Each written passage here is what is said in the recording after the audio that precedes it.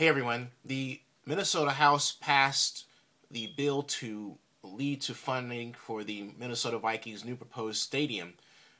But there's a bit of a snag because the Vikings are saying that the $105 million the Minnesota House is asking them to pay them is more than they expected.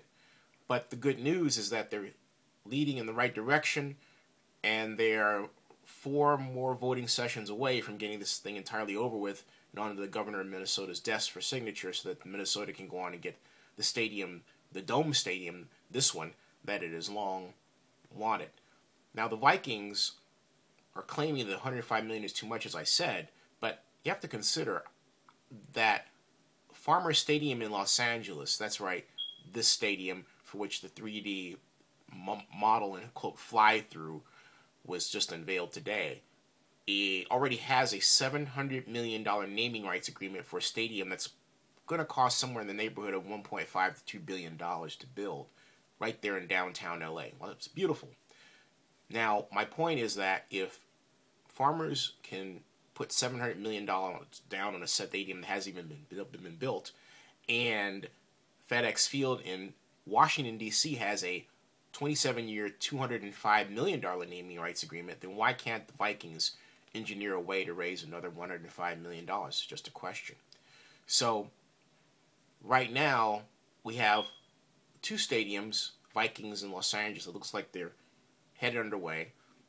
We've got the 49ers' new stadium that's already broken ground and proceeding toward construction and completion. And we have the Raiders without a stadium. So, right now, it looks like the Oakland Raiders are kind of in a position where they still could make that move to Los Angeles, given the apparent fact that LA is $700 million ahead of Oakland. Okay, if you like, maybe $697 million ahead, since AEG is supposed to put $3 million into the Coliseum City plan.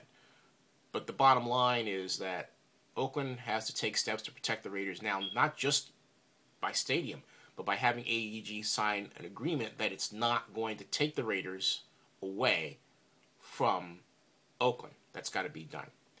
Now, in closing, a tribute to Maurice Sendac, who made the book and really the great movie as well, Where the Wild Things Are. He passed away today at 83 years old. May he rest in peace. Another person passing away. I think I just gave this, yesterday. I just explained that someone else passed away. George Lindsay, who played Goober Pyle on the Andy Griffith Show on Mayberry RFD.